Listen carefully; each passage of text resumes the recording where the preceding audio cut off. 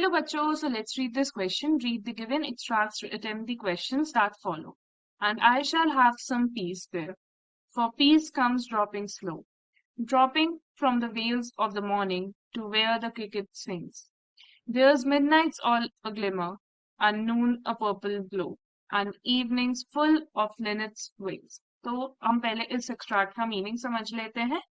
So in this stanza, the poet says that when he's in Innisfree, जब वो Innisfree जाएगा, he will feel peaceful, and he says that the feeling of peace is felt slowly and gradually. For peace comes dropping slow. इसका मतलब है जो हमारे को peaceful feeling होती है वो बहुत धीरे धीरे और gradually आती है.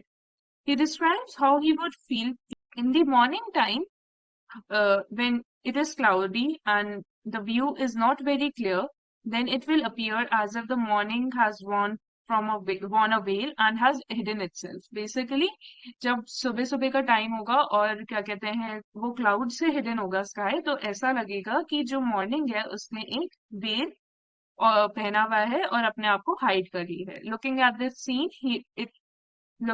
scene, it will make him feel peaceful.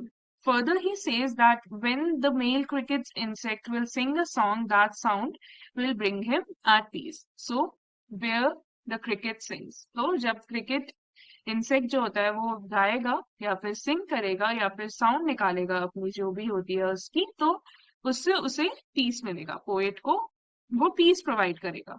There a midnight's all a glimmer, and noon a purple glow. So, also at midnight, when he will see the twinkling stars in the open sky, their shine will give him peace.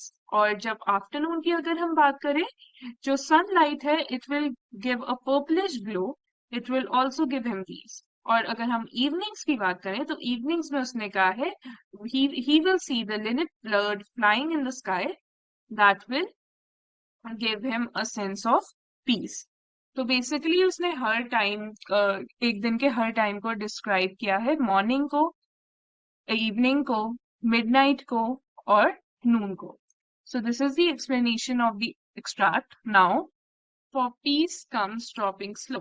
Which poetic device has been used in this line? तो हमें basically figure of speech या फिर poetic device बताना है इस line में, जो कि है for peace comes dropping slow. तो अगर हम बात करें अपॉस्ट्रोफी की, तो अपॉस्ट्रोफी एक ऐसा पोएटिक डिवाइस है जो कि एक्सप्रेस करता है जब कोई या फिर कोई चीज एब्सेंट होती है, सो तब वो अपॉस्ट्रोफी डिनोट करता है. So for peace comes dropping slow ये एब्सेंस को डिनोट नहीं कर रहा है, या फिर अपॉस्ट्रोफी एक साइन होता है that is used for showing that you have left a letter और letters out of a word, like as in I am, can't, we will. ये एक साइन होता है. और एक दूसरी चीज अपॉस्ट्रोफी ये डिनोट ऑल्सो ये भी करता है कि it is used for showing who or what something belongs to, as in John's chair, boy's room, और ये सारी चीजें अपॉस्ट्रोफी डिनोट करता है.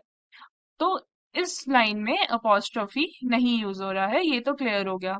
अगर हम बात करें हाइपरबोल की, तो हाइपरबोल एक ऐसा तरीका होता है बोलने का या लिखने का. बेसिकली हम उसमें किसी भी चीज को बढ़ा चढ़ा कर बताते हैं.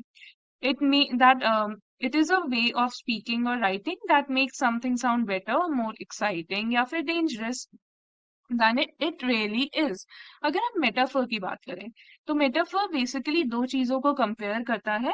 सो for peace comes dropping slow. So in this line for peace comes dropping slow हम लोगों का यूज हो रहा है मेटाफर, ड्रॉपिंग स्लो.